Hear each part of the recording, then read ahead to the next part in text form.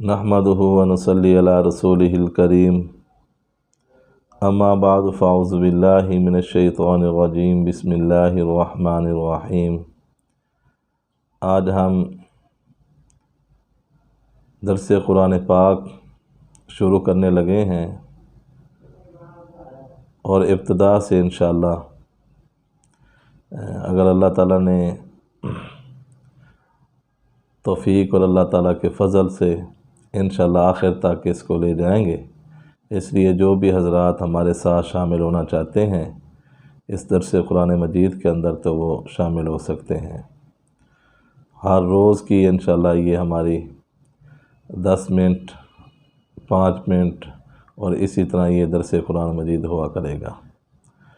کچھ ساتھیوں نے مجھے یہ بات بھی کہا کہ آپ اس طرح کوئی نہ کوئی شروع کریں تاکہ ہم اس سے فائدہ اٹھا سکیں، تو اس لیے الحمدللہ یہ آج کا یہ درس قرآن مجید پہلا ہمارا درس قرآن مجید ہے، اور تمام حضرات سے یہ گزارش ہے کہ جتنا ہو سکے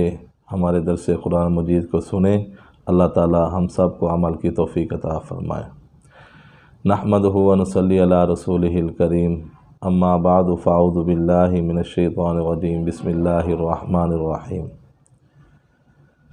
انسان کو اللہ تعالیٰ نے دنیا میں 2 چیزیں عطا فرمائی ہیں، ایک حواس عطا فرمائے ہیں اور دوسرا اللہ تعالیٰ نے علم عطا فرمایا ہے۔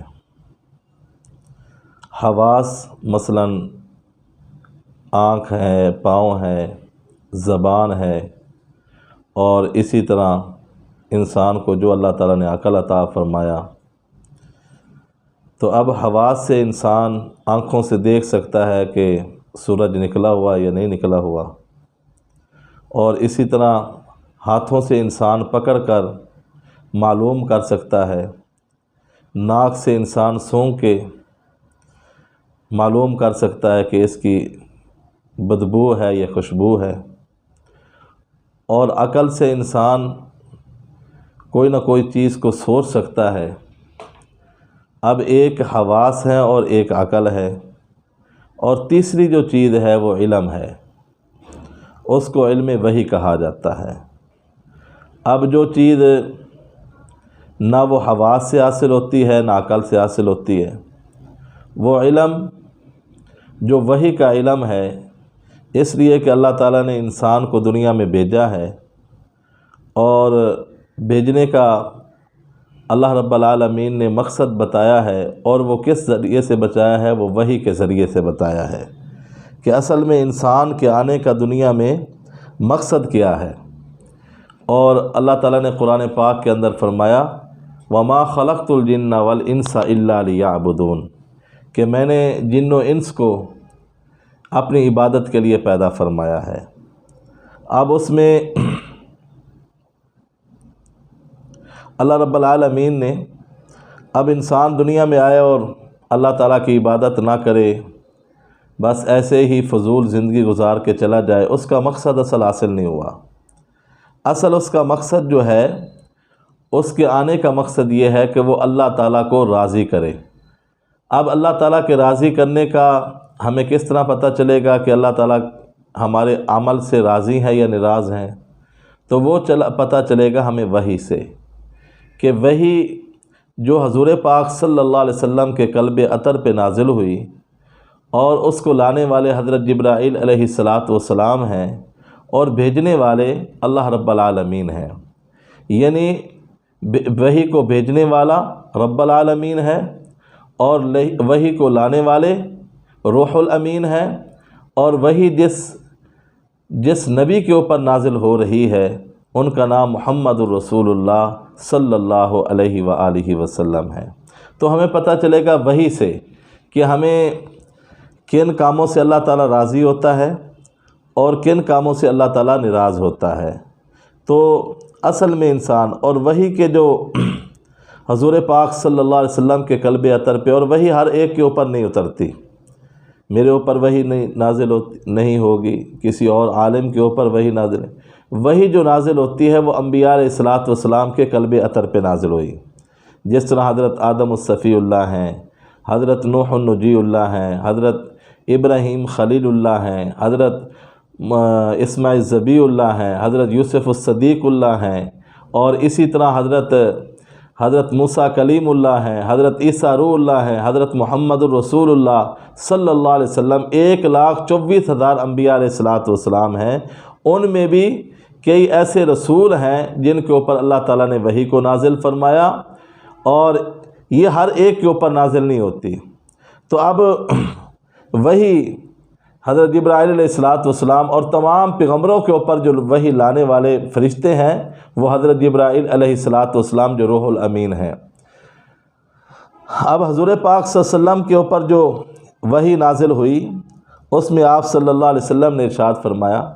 کبھی میرے کان میں آواز سنائی دیتی ہے، اور کبھی اس طرح ہوتا ہے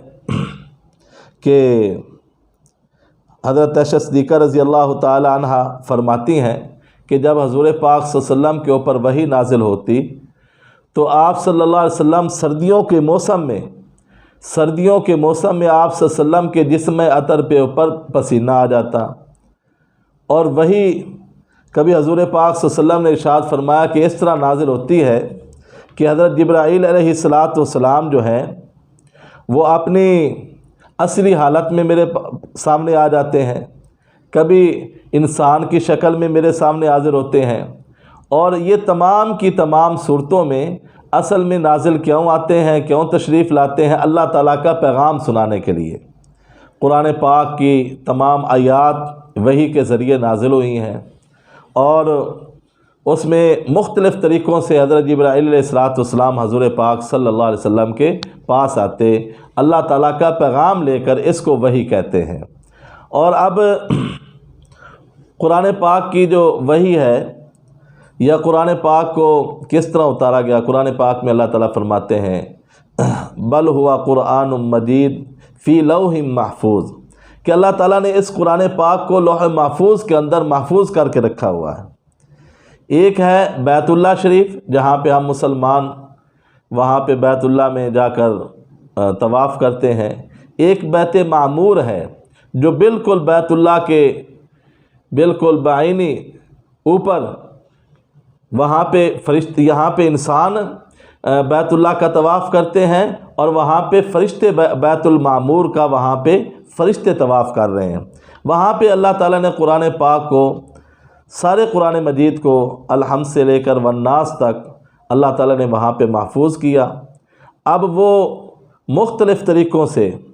اور مختلف تاریخ کے اندر حضور پاک صلی اللہ علیہ وسلم کے اوپر 23 سالوں کے اندر اللہ تعالیٰ نے نازل فرمایا۔ ان میں سب سے پہلی جو آیت ہے قرآن پاک کی وہ یہ ہے اقرأ بسم ربک الذی خلق خلق الانسان من علق اقرأ وربک الاکرم الذی علم بالقلم علم الانسان ما لم یعلم کلا ان الانسان لیطغی۔ یہ حضور پاک صلی اللہ علیہ وسلم جب غار حرا کے اندر تھے تو جبرائیل علیہ السلام تشریف لائے، اور جبرائیل علیہ السلام نے آ کر عرض کی اقرأ، آپ پڑھیے۔ حضور پاک صلی اللہ علیہ وسلم نے ارشاد فرمایا ما انا بقاری، میں تو پڑھا ہوا نہیں ہوں۔ اور پھر حضرت جبرائیل علیہ السلام نے دوسری بار عرض کی یا رسول اللہ اقرأ، پڑھیے۔ آپ صلی اللہ علیہ وسلم نے پھر فرمایا ما انا بقاری، میں پڑھا ہوا نہیں ہوں۔ تیسری بار پھر حضرت جبرائیل علیہ السلام نے حضور پاک صلی اللہ علیہ وسلم کو اپنے سینے کے ساتھ لگا کے زور سے دبایا، اور زور سے دبا کر کہا، فرمایا اقرأ بسم ربک الذی خلق، آپ اس اللہ کا نام لیجئے جس نے انسانوں کو پیدا کیا ہے۔ خلق الانسان من علق، جس نے انسان کو جمے ہوئے خون سے پیدا کیا۔ اقرأ وربک الاکرم، اس اللہ کا نام لیجئے، اس اللہ کا نام پڑھیے جو بڑا کریم اللہ ہے۔ اب اس وقت حضور پاک صلی اللہ علیہ وسلم آتے ہیں، لمبا قصہ ہے، لمبی حدیث ہے، تو اس طرح یہ پہلی آیت جو ہے قرآن مجید کی یہ نازل ہوئی ہے۔ اور آپ قرآن پاک کے اندر دیکھتے ہیں کہ صورتیں مکی ہیں اور کئی مدنی ہیں۔ اب جو صورتیں مکی ہیں ظاہری سی بات ہے وہ مکہ المکرمہ میں نازل ہوئی ہیں، ہجرت سے پہلے جو قرآن مجید نازل ہوا ہے ان کو مکی کہا جاتا ہے، جو مکہ المکرمہ میں نازل ہوئی ہیں۔ اور دوسرے نمبر پہ جو مدینہ منورہ میں نازل ہوئی ان کو مدنی کہا جاتا ہے، بلکہ جب حضور پاک صلی اللہ علیہ وسلم مکہ میں آپ ہجرت کر کے تشریف لے جا رہے تھے تو اس وقت بھی جو آیات نازل ہوئی ہیں وہ بھی مکی ہیں اور ان کو مکی کہا جاتا ہے۔ اب قرآن پاک کا یہ بڑی خصوصیت ہے کہ اللہ تبارک و تعالیٰ نے جتنی بھی کلام مثلا آسمانی کتاب تورات ہے، انجیل ہے، زبور ہے، اللہ رب العالمین کی آسمانی کتابیں ہیں، لیکن اللہ تبارک و تعالیٰ نے ان کو نازل فرمانے کے بعد یہ نہیں کہا کہ یہ میں ان کتابوں کا محافظ ہوں، لیکن قرآن پاک وہ کتاب ہے کہ اللہ رب العالمین نے اس کے لیے فرمایا انا نحن نزلنا الذکر وانا لہ لحافظون، کہ ہم نے ہی قرآن پاک کو نازل کیا اور ہم ہی اس کے محافظ ہیں۔ اس لیے 1450 سال کے بعد یہ ایک کتاب ایسی وحد کتاب قرآن پاک ہے جو اپنی اصلی حالت میں آپ کو موجود نظر آئے گی، اور انشاءاللہ قیامت تک کوئی دنیا کی طاقت، کوئی ایسی طاقت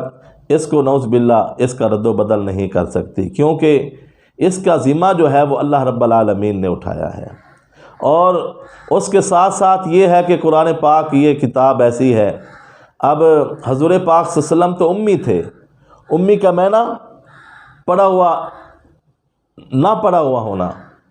تو حضور پاک سے جس طرح ہم درود شریف پر اللہم صلی علی محمد النبی الامی، اس نبی پاک صلی اللہ علیہ وسلم کے اوپر درود و سلام ہو جو نبی امی ہیں، تو حضور پاک صلی اللہ علیہ وسلم تو کسی کالج میں، کسی یونیورسٹی میں، کسی سکول میں، کسی مدرسے میں نہیں پڑھے ہوئے، لیکن اتنی بڑی کتاب کہ جو تمام کتابوں کی سردار ہے وہ کس طرح، یہ بھی قرآن پاک کی ایک گواہی دیتی ہے کہ یہ اللہ کی کتاب ہے، کہ وہ نبی جو کسی مدرسے میں نہیں گئے پڑھنے کے لیے، اب وہی نبی کی زبان اطہر سے ایسا قرآن مجید جاری ہو رہا ہے کہ جس کو کوئی بیان نہیں کر سکتا۔ پھر اللہ تبارک و تعالیٰ نے اس قرآن مجید کے بارے میں فرمایا وَإِن كُنتُمْ فِي رَيْبٍ مِّمَّا نَزَّلْنَا عَلَىٰ عَبْدِنَا فَأْتُوا بِسُورَةٍ مِّن مِّثْلِهِ وَادْعُوا شُهَدَاءَكُم مِّن دُونِ اللَّهِ إِن كُنتُمْ صَادِقِينَ، کہ اگر تم اس کے اندر شک کرتے ہو وَإِن كُنتُمْ فِي رَيْبٍ مِّمَّا نَزَّلْنَا عَلَىٰ عَبْدِنَا، جو ہم نے اپنے بندے کے اوپر نازل کی ہے، اگر اس کے اندر تم شک کرتے ہو فی غیب مما نزلنا علی عبدنا فاتوا بسورۃ من مثلہ، اس کی مثل ایک صورت لا کر دکھاؤ، فاتوا بسورۃ من مثلہ وادعوا شہداءکم، تم بھی اپنی کوشش کر لو اور جن بتوں کی تم عبادت کرتے ہو ان کو بھی اپنے ساتھ ملا لو، وادعوا شہداءکم من دون اللہ، اللہ کو چھوڑ کر، ان کنتم صادقین، اگر تم سچے ہو۔ لیکن اتنی صدیاں بیت چکی ہیں، نہ آج تک قرآن کی مثل، نہ آج تک کوئی ایک آیت، تو ایک سورت تو بہت بڑی ہے، ایک آیت کوئی نہیں لا سکا، اور انشاءاللہ قیامت تک کوئی نہیں لا سکے گا۔ پھر اس قرآن مجید کے اندر جو خصوصیات ہیں وہ یہ ہیں کہ قرآن مجید کی یہ خصوصیت ہے اور یہ صداقت ہے کہ قرآن مجید کے اندر جو سائنسدان ہیں ان کے لیے اللہ تعالیٰ نے علیحدہ علم رکھا ہے، اور علماء کے لیے اللہ تعالیٰ نے علم رکھا ہے، عوام الناس کے لیے اللہ تعالیٰ نے علم رکھا ہے، حتیٰ کہ اللہ تبارک و تعالیٰ نے جو ایک ان پڑھ انسان ہے اس کے لیے بھی اللہ تعالیٰ نے علم رکھا ہے۔ اللہ تعالیٰ قرآن مجید کے اندر 14ویں پارے میں فرماتے ہیں وَإِنَّ لَكُمْ فِي الْأَنْعَامِ لَعِبْرَةً نُسْقِيكُم مِّمَّا فِي بُطُونِهِ مِن بَيْنِ فَرْثٍ وَدَمٍ لَبَنًا خَالِصًا سَائِغًا لِّلشَّارِبِينَ، کہ ان چوپاؤں کے اندر، یہ 4 پاؤں والے جو جانور ہیں، ان کے اندر بھی ایک عبرت ہے کہ تم دیکھتے نہیں ہو کہ کون ذات ایسی ہے، کون ایسی ذات ہے جو غبار کو علیحدہ کرتی ہے، خون کو علیحدہ کر کے ان تمام سارے نظام کو علیحدہ کر سے اس سے لبنًا خالصًا سائغًا للشاربین، خوبصورت سفید